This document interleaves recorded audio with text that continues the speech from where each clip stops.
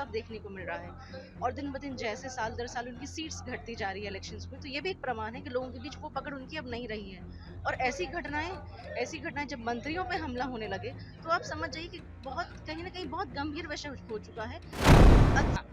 कांग्रेस ने तो बहुत पहले बिहार में अपनी जमीन खो दी थी, और शायद यही वजह है कि उन्हें आरजेडी का दामन थाम के आज तक चलना पड़ रहा है। क्योंकि अगर आप गठबंधन में भी देखें तो मेन लीड में आरजेडी ही रहती है, वो उनके पीछे रहते हैं, एक अलायंस में ही उनका कोई बहुत खासा रोल नहीं दिखाई देता। किसी भी इकोनॉमी को चढ़ाने के लिए जो बेसिक जो बड़े बड़े जो घटक होते हैं, उस पर बात नहीं कर रहे, बल्कि एक चुनावी मुद्दा को लेकर वोटर अधिकार यात्रा पे बात कर रहे हैं। और अभी भी ये प्रक्रिया चल रही, जो कि मैंने कहा कि कोर्ट की बात अब सारे फॉलो होनी चाहिए। आपने जागरूकता वाला काम किया, इसके लिए आपका जनसुराज ने भी समर्थन किया, लेकिन अब इस बात को खींचते रहना और इस पे ही सिर्फ यात्रा करना, अगर आपको लगता है कि लोग इसके बीच इससे आपसे प्रभावित होंगे, तो वो नहीं होने जा रहा है। आप जैसा कि बताया कि क्राइम को लेकर नीतीश कुमार जी कुछ नहीं कर रहे हैं, पर वो लगातार एयरपोर्ट का शिलान्यास और ढांचे पे काम किया जाए तो शायद इतने सारे लेवल पे जो आप फंड्स का जो इधर उधर जो आपने देखा है गबन होता है, वो शायद ना हो पाए। जैसे अभी आपने देखा कि आप वो पंचायती राज पे कोई काम करने की बात नहीं करते, जिसपे गांव के एक पूरे सिस्टम की स्ट्रॉन्ग करने की बात होती है कि घर बैठे बैठी जो घटनाएं होती है, आपसी विवाद को सरकार कंट्रोल नहीं कर सकती। तो ये अगर सरकार की तरफ से और बड़े मंत्री की तरफ से ऐसे स्टेटमेंट आते हैं, तो आप उनकी मानसिकता को समझिए। नोरमा ग्रुप, जो सोचता है वो करता है। आपके अपने सपनों का आशियाना। नमस्कार, आप देख रहे हैं भारत लाइव। मैं हूं तनु आपके साथ। अभी हम जन स्वराज के कार्यालय पे मौजूद हैं और हमारे साथ सोनाली आनंद जी मौजूद हैं, जो कि जन स्वराज की प्रवक्ता है। और उन्होंने अभी बताया कि कैसे नीतीश सरकार के राज्य में लोगों का गुस्सा फूटा हुआ है, तो उसी को लेकर हम उनसे जानेंगे। तो चलिए बात करते हैं। मैम, आपने जैसे अपनी प्रेस कॉन्फ्रेंस में भी बताया कि कैसे जनता नाराज़ है सरकार से, तो आपको क्या लगता है सरकार जब इतनी नाराज़गी दिखा रही है नीतीश कुमार जी की तरफ, तो किसे वो अपना नेता इस बार चुन सकती है? देखिए, अभी तक हमने जो भी बातें कही हैं या हम कहते आ रहे हैं कि बिहार में अभी तक विकल्प का बहुत बड़ा अभाव था। तो जो आज बिहार की जनता के सामने है, तो जो एनडीए सरकार अपनी पीठ बहुत थपथपाती कि हमने विकास पे बहुत कार्य किए, तो उस वो उनके प्रति जो जनता में असंतोष है, वो साफ-साफ देखने को मिल रहा है।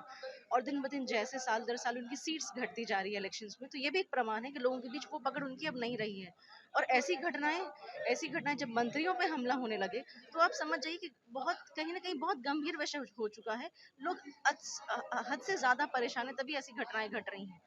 तो अगर आपको लगता है कि लोगों में इतनी हिम्मत है कि लोग आके मंत्री का घेराव कर सकते हैं, तो लोगों में डेफ़िनेटली इतनी हिम्मत ज़रूर है कि वो जो सरकार अभी तक उन्हें बेवकूफ़ बनाते आई है, उसको वो नहीं चुनेंगे। वो जो एक नया विकल्प है, जो लोगों से उनकी प्रॉब्लम सॉल्व करने की बात करता है, उसको चुनने जा रहे हैं। तो उसमें जनसुराज एक बहुत ही बड़ा एक अपना पोज़ीशन बना के रखता है, और हम उम्मीद करते हैं कि जनसुराज एक बहुत बड़ी संख्या में उभरेगा और बिहार की जनता के लिए काम करेगा। तो जैसा कि तेजस्वी यादव और राहुल गांधी लगातार यात्रा कर रहे हैं और प्रियंका गांधी भी उनसे जुड़ चुकी है, तो क्या जनता इससे थोड़ा सा उनके तरफ झुक सकती है, या उनका जो चीज़ वो बता रहे हैं उससे जनता पर प्रभाव पड़ेगा?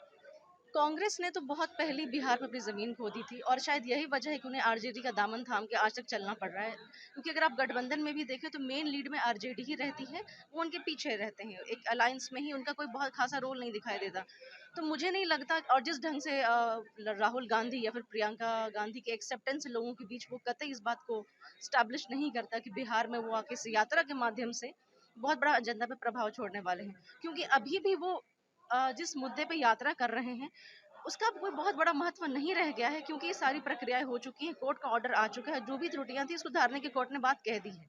तो अभी भी अगर आपने अपने एजेंडा को सुधारा होता, अपने चुनावी मुद्दों को सुधारा होता, तो शायद जनता आपसे कनेक्ट करती। लेकिन आप उनकी बुद्धि के पे पड़े पर्दे को देख लीजिए, अभी भी वो बिहार की मूल समस्याओं के बारे में बात नहीं करते, माइग्रेशन के बारे में बात नहीं करते, अनएम्प्लॉयमेंट बेरोजगारी के बारे में बात नहीं करते, यहाँ पे शिक्षा का स्तर जो सबसे खराब है बिहार में, उसकी बात नहीं करते, इकोनॉमी को कैसे बढ़ाना है इसकी बात नहीं करते। जो मूल मुद्दे किसी भी इकोनॉमी को चढ़ाने के लिए जो बेसिक जो बड़े बड़े जो घटक होते हैं, उस पर बात नहीं कर रहे, बल्कि एक चुनावी मुद्दा को लेकर वोटर अधिकार यात्रा पे बात कर रहे हैं। और अभी भी ये प्रक्रिया चल रही, जो कि मैंने कहा कि कोर्ट की बात अब सारे फॉलो होनी चाहिए। आपने जागरूकता वाला काम किया, इसके लिए आपका जनसुराज ने भी समर्थन किया, लेकिन अब इस बात को खींचते रहना और इस पे ही सिर्फ यात्रा करना, अगर आपको लगता है कि लोग इसके बीच इससे आपसे प्रभावित होंगे, तो वो नहीं होने जा रहा है।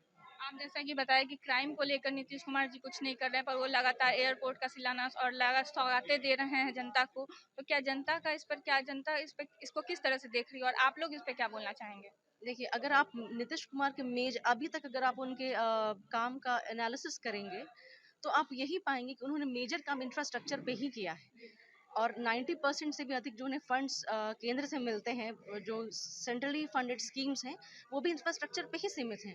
तो क्योंकि वहाँ पे आप चाहे रोड्स की बात करें, ब्रिज की बात करें, एयरपोर्ट की बात करें, यहीं तक सीमित है। लेकिन वो किसी स्कीम्स पे काम करने की बात नहीं करते या उसको बढ़ावा देने की बात नहीं करते, जो डायरेक्टली लोगों के जीवन पर प्रभाव डाले। आप शिक्षा की सुधारने की बात नहीं करते। आपने रेलवे स्टेशन को मॉडर्नाइज करने की बात कह दी, लेकिन आपने इसकी बात नहीं की कि स्कूल को मॉडर्नाइज किया जाएगा, क्योंकि इसका प्रभाव सीधे जनता पे पड़ेगा। आप वर्ल्ड क्लास सिटी बनाने की बात करते हैं, लेकिन वर्ल्ड क्लास स्कूल बनाने की बात नहीं करते हैं, यूनिवर्सिटी को अपग्रेड करने की बात नहीं करते हैं।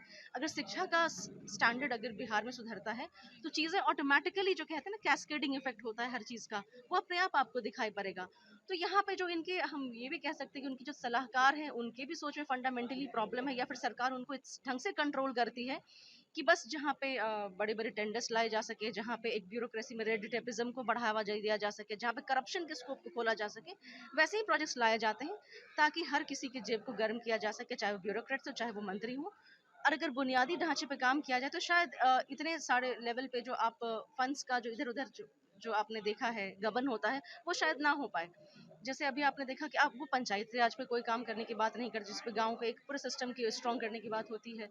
ना खेती को मॉडर्नाइज करने की बात करते हैं, वो सिर्फ पुल बनाते हैं, एयरपोर्ट्स बनाते हैं, सिर्फ यही काम करते हैं। बिहार की जनता की पॉकेट में पैसा रहेगा, तो अपने आप वो एयरपोर्ट पे चलेगी पहले, लेकिन हमें जनता को सशक्त बनाना है, सक्षम बनाना है, ताकि वो एयरपोर्ट का यूज़ कर सके, विमान पे चढ़ सके। तो यहाँ पे ना सोच का बहुत बड़ा गैप है। वो टॉप डाउन अप्रोच एक हम कहते हैं कि हम बॉटम अप अप्रोच कहते हैं, तो वही वाली कहानी यहाँ पे भी है कि आप सरकार चला तो रहे हैं, लेकिन यहाँ पे एक जो गांधी जी ने हमेशा से कहा है कि आप एसी रूम में बैठ के आप सरकारी नीतियाँ नहीं बना सकते, और वो नीतियाँ फेल होंगी, जिसका सबसे बड़ा प्रमाण अभी हम बिहार में देख रहे हैं। आपने जैसा कि अपने प्रेस कॉन्फ्रेंस में बताया कि 2 बच्चों को न्याय नहीं मिला, तो क्या लगता है कि पुलिस किसे बचा रही है, जो वो 2 बच्चों को आज तक इतना समय हो गया, 15 अगस्त या 27 अगस्त हो गया, पर उन्हें न्याय नहीं मिला? ये कितना दुखद घटना है कि अगर आप इसे लोकतंत्र कहते हैं, और लोकतंत्र में एक मासूम बच्चे, अगर बच्चे तक को भी नहीं छोड़ा जा रहा, और आप उसे भी न्याय दिलाने में सक्षम है, तो आपकी सरकार बैठी यहाँ की हुई, ये सबसे बड़ा सवाल है। अगर आपका दिल बिल्कुल पत्थर का है, बच्चा चाहे किसी का हो, किसी की भी, किसी जिसने भी ये घटना को सुना होगा, उसका दिल पिघल गया होगा, और आपने, जो रामबली सर जी ने कहा भी कि आपने इस बात की जांच करने की बिल्कुल कोशिश नहीं की कि घटना कैसे हुई, किसने इस घटना को अंजाम दिया, लेकिन आपने इस बात ज़रूर पता लगा लिया कि ये घेराव किसने किया। तो यहाँ पे जो नियत की बात हो रही है, साफ-साफ यहाँ पे दिखाई दे रहा है कि आपको अपराधी को पकड़ना आपका नियत नहीं है, ना क्राइम को कंट्रोल करना आपका नियत है, और इसको सपोर्ट करने के लिए मैं जो हमारे डिप्टी सीएम, उनकी स्टेटमेंट को मैं यहाँ कोट करती हूँ। उन्होंने कहा था कि घर बैठे-बैठी जो घटनाएँ होती हैं, आपसी विवाद को सरकार कंट्रोल नहीं कर सकती। तो ये अगर सरकार की तरफ से और बड़े मंत्री की तरफ से ऐसे स्टेटमेंट आते हैं, तो आप उनकी मानसिकता को समझिए। लोगों में इतना मनोबल, या गुंडों में, या फिर जो समाज में जो आपके उस किस्म के लोग हैं, उनका मनोबल इतना क्यों बढ़ा हुआ है? वैसे लोगों के आप उस पे एक्शन नहीं लेंगे, और आप सिर्फ क्या ये कहना चाहते हैं कि जो रोड पे घटनाएँ घटेंगी कि आप उसको कंट्रोल करेंगे? जो घर के अंदर घटनाएँ घटेंगी क्राइम की, आप उसको कंट्रोल नहीं करेंगे? तो इसका मतलब है कि पुलिस की ज़रूरत ही नहीं है, पुलिस निकम्मी है। और रोड्स की भी घटनाओं को आपने क्या कंट्रोल किया? सिर्फ स्टेटमेंट देने से आपकी सच्चाई नहीं बदल जाएगी। तो ना आप रोड पे घटनाओं को कंट्रोल कर सकते हैं, ना रोड पे क्राइम को कंट्रोल कर सकते हैं, ना जो घर में आपसी विवाद होता है या छोटी-मोटी घटनाएँ जो क्राइम का रूप ले लेती हैं, ना आप उसको कंट्रोल कर सकते हैं। तो इसका निष्कर्ष यही निकलता है कि सरकार की जो पूरा लॉ एंड ऑर्डर सिस्टम है, वो ठप बैठा हुआ है, और जैसा कि कहा जाता है और बार-बार कहा जाता है कि पूरी की पूरी पुलिस शराब को मैनेज करने में लगी हुई है, बालू को मैनेज करने में लगी है, और उससे अपनी जेब को गर्म कर रही है। बहुत-बहुत धन्यवाद। तो ये थी सोनाली आनंद जी हमारे साथ, जिन्होंने बताया कि कैसे जनता नीतीश सरकार से पूरी तरह से नाराज़ है। आप इस खबर के बारे में क्या सोचते हैं, हमें कमेंट बॉक्स में ज़रूर बताएँ। ऐसी ही तमाम खबरों के लिए देखते रहें भारत लाइव। धन्यवाद। आपके सपनों को हमने सजाया है, ई होम्स पैनोरमा को हमने बनाया है। ई होम्स मेरा एक सपना था, जिसपे मैं पिछले 4 साल से काम कर रहा था। हमने जो बनाया है वो सबने है माना। ई होम्स पैनोरमा में हो आपका भी आशियाना। और फाइनली हमने 2021 में इस प्रोजेक्ट को लॉन्च किया। बहुत लोग अप्रिशिएट कर रहे हैं कि पूर्णिया जैसे शहर में, बिहार के, एक तो बिहार की बात करें, उसमें भी पूर्णिया जैसे छोटे जगह में इस तरह का लाइफस्टाइल देना ये सुन के हम लोगों को बहुत अच्छा लगता है। ई होम्स में हमने कुछ और भी किया है, जैसे हम जिस जगह में रह रहे हैं हमारे फैमिली सिक्योर हो, उनको सिक्योरिटी का ध्यान में रखा है। आपकी सुविधा और सुरक्षा आपके लिए खास है, ये आपका विश्वास है। इसमें आर्टिफिशियल इंटेलिजेंस का 7 लेयर सिक्योरिटी का हमने इस्तेमाल किया है। लस ग्रीन कैंपस को बनाया है। यदि हमारा बाउंड्री वाल है तो वो वर्टिकल गार्डन है। ये जितनी भी फैसिलिटी होता है एक इंटरनेशनल टाउनशिप में ई होम्स है, ये हम लोग विश्वास नहीं कर पा रहे हैं। जो भी हमारे मित्र दोस्त या जो भी हमारे बाहर के बाहर आते हैं तो हम लोगों को बहुत अच्छा सुनने को मिलता है और बहुत अच्छा क्रेडिट मिल रहा है। वो सारा हमने सिर्फ एक बिल्डिंग नहीं बनाया, हमें एक बहुत अच्छा लाइफस्टाइल दिया ई होम्स में, और मेरा एक सपना था जिसको मैं आज फुलफिल होते हुए देख पा रहा हूँ। ये आपका आवास है। ई होम्स पैनोरामा में अब आपका निवास है। E Homes Panorama, luxurious lifestyle redefined. Panorama group, जो सोचता है वो करता है। अगर ये वीडियो पसंद आई और वह बिहार के राजनीति और बिहारियत से सरोकार रखेनी तो सब्सक्राइब बटन दबा के चैनल के सब्सक्राइब कर ली। ओजे एगो घंटी बा, ओकरा बटन दबा देला से कुल सटीक और मारक खबर रुआ मुफ्त में मिल जाई। अगर रुआ पत्रकारिता के हमनी के नया प्रयोग में सहयोग कर चाहतानी तो ज्वाइन बटन दबा दी। पेटीएम नंबर नोट कर ली 9386